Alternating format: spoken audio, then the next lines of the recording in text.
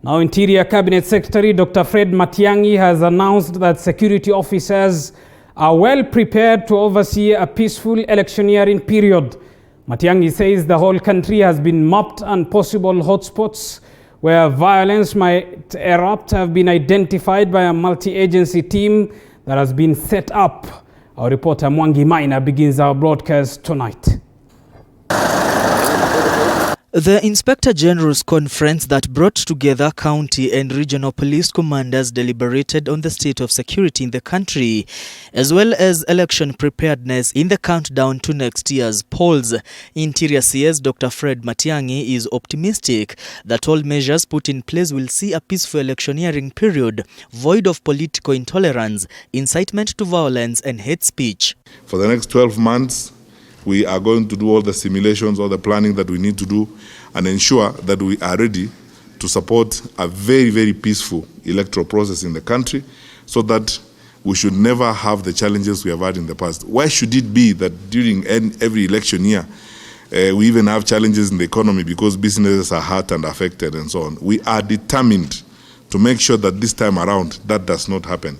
The special multi-agency team is said to have mapped the entire country and singled out possible hotspots where peace and security could be threatened. Matiang'i says elections shall not interfere with the smooth running of business, and 2022 will be business as usual. We are better prepared now and better organized now than we were before.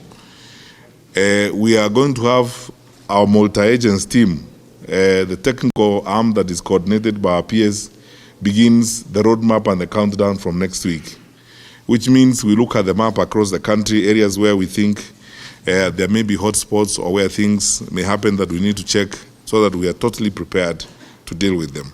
Police officers have been urged to deal firmly and decisively with hate mongers and not to bow to threats and intimidation from politicians. The Inspector General of Police has been challenged to deal with all emerging security challenges related to elections and campaigns for a peaceful electoral process. We know the season of heckling, the season of incitement is just around the corner, and I hope it will form part of what you people will discuss. This madness is not usually perpetuated by ordinary wananchi, because after all, right now they are going about their activities, they have no problem with anyone, they are in their marketplaces, they are doing their business, they are interacting amongst themselves without a problem.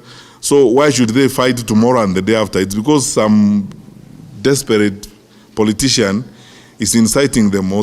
Meanwhile, a survey of police service delivery performance indicates that the level of public confidence in the police has risen to 63%, with Matiang'i attributing this to cooperation and involvement between the police and the public. As the country heads to the polls in a record 14 months' time, security organs in the country have pledged to support a peaceful electoral process, with the Interior Cabinet Secretary Dr. Fred Matiang'i urging police officers not to give in to anything that might hurt the security and stability of the country. Matiang'i, TV 47 from the Kenya School of Government, Nairobi.